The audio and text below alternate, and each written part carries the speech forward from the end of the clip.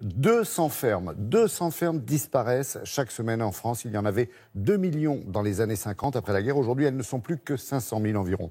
Depuis 15 ans, Terre de Liens milite pour préserver ces terres agricoles de la spéculation foncière et aide de jeunes, de nouveaux agriculteurs à s'installer, à condition bien sûr de pratiquer une agriculture biologique. Eh oui, c'est là le truc. Isabelle Bouloc est allée en Normandie à la rencontre d'un jeune couple qui a pu reprendre une ferme grâce à cette association qu'on vous présente.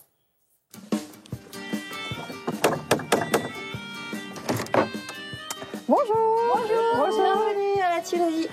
Il y a 5 ans, Cécile et Cédric ont décidé de s'installer comme éleveurs, une reconversion dont ils rêvaient et qu'ils ne regrettent pas aujourd'hui.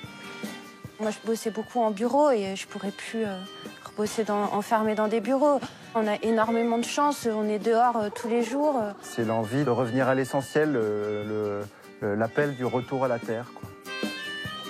Ils jettent alors leur dévolu sur cette ferme à vendre dans l'Orne, en Normandie, qu'ils connaissaient déjà, mais l'investissement financier était trop lourd pour eux.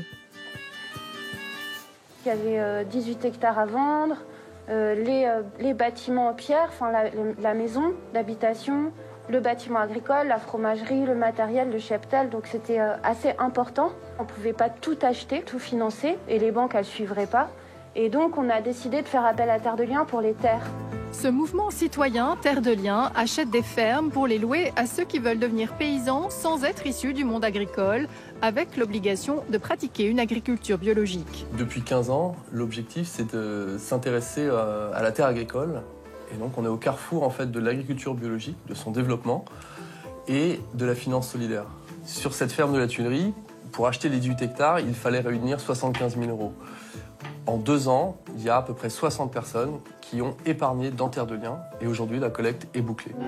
Parmi ces 60 actionnaires, Brigitte, qui vit à quelques kilomètres de cette ferme et qui partage la philosophie de Terre de Liens. Salut, comment tu vas? J'ai prêté de l'argent à Terre de Liens sans intérêt. En effet, il est important que les terres soient considérées comme un bien commun, ne pas une propriété privée, et que puissent y accéder des gens un peu désargentés qui ne le pourraient pas autrement.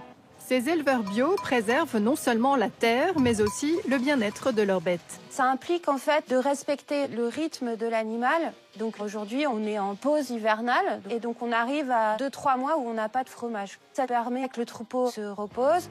Notre système, il est basé sur l'herbe. Donc quand l'herbe repousse, c'est le printemps, qui a la meilleure alimentation, et ben les petits chevreaux arrivent et les chèvres retournent dehors, elles vont manger le meilleur. Pour l'instant, on a un petit revenu. Mais on est pratiquement autonome en alimentation. On a un jardin, on mange de la viande bio, des œufs bio. Et du coup, on fait notre bois, on se chauffe au bois. On travaille beaucoup, mais on a un cadre de vie exceptionnel. On est vraiment heureux d'être ici. En 15 ans, le mouvement Terre de Liens a racheté 180 fermes en France et a permis à 270 fermiers de s'installer pour exercer une agriculture respectueuse de l'environnement. Merci Isabelle.